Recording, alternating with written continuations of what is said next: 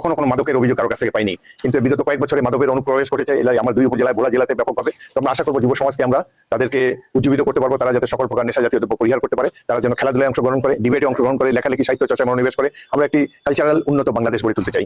আপনি দেশের একজন বীর সূর্য সন্তান, আপনি এইমাত্র মনোনয়ন জমা দিয়েছেন। বর্তমান সরকারের অধীনে কতটুকু সুষ্ঠু এবং নিরপেক্ষ নির্বাচন হবে বলে আপনি মনে করছেন? বর্তমান সরকারের আমলে আইন শৃঙ্খলা পরিস্থিতির ঘোরতর অবনতি হয়েছে ও আমি মনে করি তাদের সদিচ্ছা রয়েছে আর সুষ্ঠু ফ্রি ফেয়ার নির্বাচন দেওয়ার জন্য বদ্ধপরিকর। আমার দৃঢ় বিশ্বাস তাদেরকে যদি আইন শৃঙ্খলা বাহিনী ভালোভাবে সহায়তা করে হলে নিশ্চয়ই আমরা 2026 সালের 12ই ফেব্রুয়ারি তারিখে একটি সুষ্ঠু নিরপেক্ষ গ্রহণযোগ্য একটি নির্বাচন আমরা পাবো। নির্বাচনের জন্য গত 17 বছর ধরে বাংলাদেশের জনগণ অপেক্ষা করে আছে। নির্বাচনের আগে বেশ কয়েকটি প্রহসন মঞ্চস্থ হতে আমরা দেখেছি।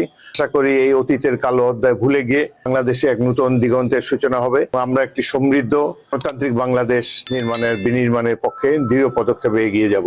তারেক রহমানের নেতৃত্বে বিএনপির ভবিষ্যৎ আপনি কেমন দেখছেন? তারেক রহমান যেভাবে দেশের জনগণ উজ্জীবিত হয়েছে, যে বিপুল হারে তারা রাস্তা দুপাশে দাঁড়িয়ে এবং 300 ফিটে যে জনসমাগম হয়েছে, বাংলাদেশের ইতিহাসে এক অভূতপূর্ব ঘটনা। এত বড় জনসমাগম আমরা কখনো দেখি নাই এবং আমার বিশ্বাস যে তার নেতৃত্বে দেশ সমৃদ্ধির পথে এগিয়ে যাবে।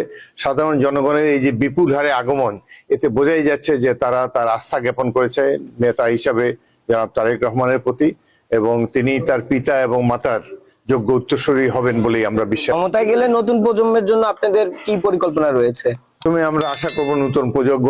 বর্তমানে ইতিমধ্যে ফিয়া সরকারের আমলে মাদকের প্রসার হয়েছে ব্যাপক। এই লালমোহনে আমি পরপর 6 বার নির্বাচিত হয়েছি, 20 বছর এক নাগাড়ে এমপি ছিলাম, কখনো কোনো মাদকের অভিযোগ কারো কাছ থেকে পাইনি, কিন্তু বিগত কয়েক বছরে মাদকের অনুপ্রবেশ ঘটেছে আমার 2 উপজেলায়, ভোলা জেলাতে ব্যাপকভাবে।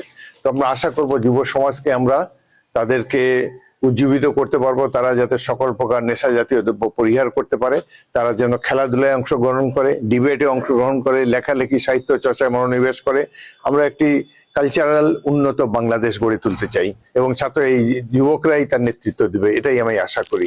আপনারা দেখছেন সত্যের সন্ধানে দিগন্ত চ্যানেল।